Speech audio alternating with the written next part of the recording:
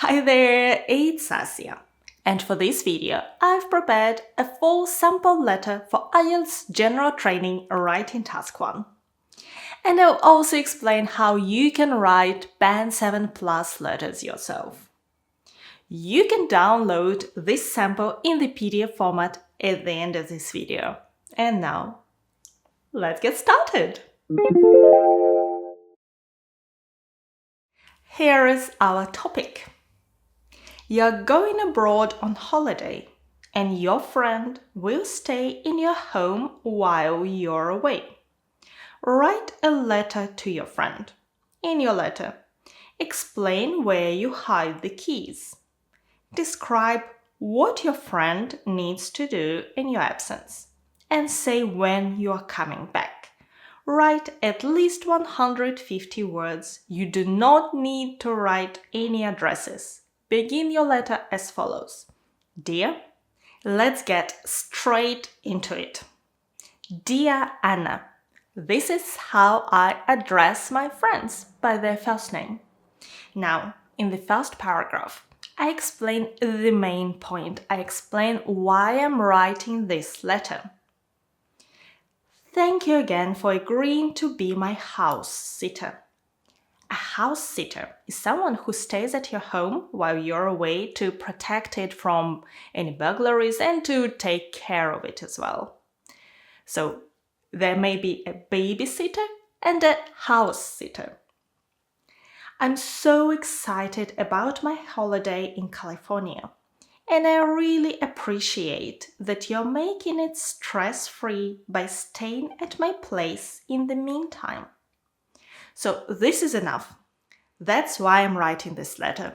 And I decided that my friend is coming because I asked her to. But you may invent another story. For example, your friend is coming to visit the city and you're away, so you offered to stay at your place. You can invent any story, but just make sure you think about everything before you start writing your letter. Now, the main part of the letter. In the task, you will see 3 bullet points. And you must provide a detailed answer to each bullet point in your letter. You need to give some details and describe each bullet point in depth. The first bullet point is explain where you hide the keys. So here is my answer. I've been thinking about where to hide the keys. You see, at the very beginning of the paragraph, I'm saying what this paragraph is about and which bullet point it addresses. And decided that the garden shed was the best place. If you go around the house, you will see it on your left. The door will be unlocked, and you will find a spare set of keys wrapped in a plastic bag inside an empty flower pot.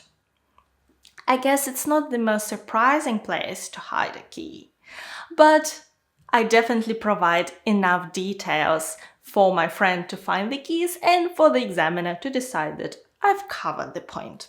The next one is describe what your friend needs to do in your absence. And I say, may I ask you to do 2 little things for me? Again, straight away, I'm saying what this paragraph is about, and I'm saying that I will mention 2 points. So then it won't be easy for my friend or for the examiner to miss any of them. Could you please water my orchids twice a week to keep the soil slightly moist? Also, I'm expecting a letter with details of my COVID vaccination appointment. Would you mind opening any correspondence from the health service and sending me a picture of the letter when it arrives? So these are my 2 points. And now the next bullet point. Say when you are coming back. And here the answer could actually be very short. I'm coming back on the 16th of July at 8 p.m. But that is not good enough for IELTS. You need to provide some details. So invent some details and some story. I'm coming back on Friday, the 16th of July. The plane lands at 8:45 p.m. I will take an Uber from the airport and will probably arrive around 11 p.m. In any case, don't wait up for me as I can let myself in with my set of keys. To wait up means not to go to bed waiting for someone or something. So now I just need to wrap up my letter. Please feel at home and enjoy your time in London. I look forward to seeing you when I'm back. Warm regards, Asia. This is the whole letter. It is 221 words long, a bit on the long side, but it's quite typical for high-scoring answers. If you are aiming for Band 7, I would say that you should try to limit your answer to about 200 words to give yourself more time to check your answer. Okay, the first very important point to pay your attention to is to have a clear structure in your letter. When IELTS examiners assess your answers, they use 4 criteria. The first one is task achievement, or how well you address all points in the task. And the second one is called coherence and cohesion. Basically, that's where they assess if your essay, if your letter has a clear structure, if ideas are developed, if it's logically organized, if your ideas flow one from another. All that is coherence and cohesion. And in order to get a high score in these 2 criteria, you need to have a clear structure. You need to decide what you write in each part of your letter and exclude anything where your letter would go off topic. This letter has 5 paragraphs, which is a common structure. It's also possible to write a letter with just 3 paragraphs, and it will be organized in a slightly different way. In my course, I teach the differences between the 5-paragraph and 3-paragraph structures and what to write in each part of those letters. But in this video, let's continue to the next point, which is also very important, choosing the correct style for your letter. The tone of your letter may vary from informal all the way to formal. But in IELTS, we usually talk about informal, semi-formal, and formal letters. This one is a letter to a friend, so it's easy, it's definitely an informal letter. And you need to use informal language. On the one hand, you shouldn't use any phrases that are formal. On the other hand, it's still a letter written in exam conditions, so you shouldn't use any phrases, any slang, something that you would write to a buddy in a text message. For instance, if you say, "I wanna travel," or "OMG, oh my god," these phrases are not suitable for IELTS writing, even in informal letters. You should still use proper English. On the other hand, if you write an informal letter and you use some formal language, for example, "I'm writing to inquire," or "I request," or "should you require any assistance," these phrases will also drag your score down because they're not appropriate in a letter to a friend, even though they sound smarter, they sound more sophisticated, but they will not help you. I've noticed that many IELTS candidates actually struggle to choose the appropriate tone and then to maintain it. So that's definitely something you should pay your attention to. But in English, most words are neutral and can be used in any letter. Some are informal, some are formal. Some grammatical structures are formal too. And you need to learn what those are and how to control them. Luckily, in letter writing, quite a lot of phrases are actually used in a number of letters. And for my course, I even created a PDF guide with common phrases for informal, semi-formal, and formal letters. And I think it's really useful because not only you can learn the phrases and use in your letters, but by just reading them, you can develop an awareness of what an informal or formal style should sound like. The next criterion is called lexical resource, or your vocabulary.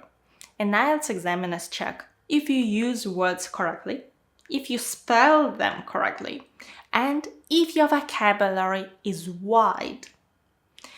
When you're writing an informal letter, using some big words is not a good idea because those words tend to be formal and you shouldn't mix up styles. But what you can do is you can describe certain details to use less common words. And you can also use collocations or expressions that English speakers use to show that you know how to combine words together. So let's have a look at this letter. At the beginning of the letter, a house sitter. Okay, that's a less common phrase. Someone who looks after your house while you're away. To make something stress-free or to stay at my place. These are set expressions. Then, a garden shed. Less common words. A spare set of keys. That's a common phrase. To wrap something in plastic. A flower pot. So I used these less common words by describing certain details of where the keys are hidden.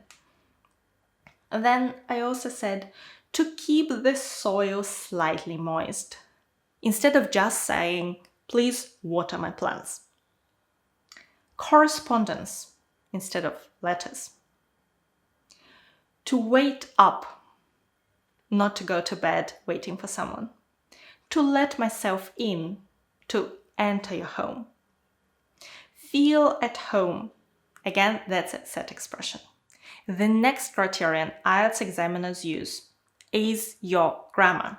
And there says how many grammatical mistakes you make, or maybe none, and how many grammatical structures, features you use, or if your sentences are simple and all look alike. So let's have a look at this letter. Agreeing, so that's the ing form. And in English, it's important to know where to use the first form to agree and where to use the ing form, agreeing. And that shows a certain level of your English skills. You're making it. That's the present continuous tense. And again, IELTS examiners pay attention to your tenses and if you use them correctly. I've been thinking about it. That's the present perfect continuous tense. It's a good tense to use because it's less common. And I could just say, I will hide the keys in the shed. But it's a good way to add a little element into your essay. If you go around the house, you will see it. So that's the conditional sentence. There is a condition. If you go, you will see. And because if is at the beginning, I put a comma in the middle of the sentence. Next paragraph. May, could, would. These are 3 modal verbs. And again, it's good to use modal verbs in your letter. I'm expecting, the present continuous tense. Opening, sending, these are gerunds. I'm coming back on Friday. Okay, let's talk about the tenses here. I'm talking about the future, but I'm saying I'm coming back, the present continuous, because that's my plan. But then I say, the plane lands. That's because that's the schedule. It lands, the present simple. I will take an Uber. I will arrive around 11. That's because I've just decided I will take an Uber, so we use the future simple tense. And finally, I look forward to seeing you. Don't forget to use the ing form here. I look forward to seeing you. I look forward to talking to you. You can find all the requirements I talked about in this video and all other requirements in the document called IELTS Band Descriptors. Study them carefully. You really need to know what those requirements are. In my online course, which I've mentioned already, you can learn how to fulfill each Band 7 requirement and how to write your letters step by step. The course is called ACO General Writing Task 1. And if you want to prepare for IELTS Writing Task 1 and 2 and IELTS Speaking, then choose the IELTS General Pack. You learn what really matters in your preparation and how to maximize your score in a short period of time. I will link both in the video description box below. As for the sample answer, you can find it on the Telegram channel called Fast Track IELTS. When you open it, search for the hashtag FT13 and you get straight to the PDF. Thank you so much for watching me today. Good luck with your preparation and your exam.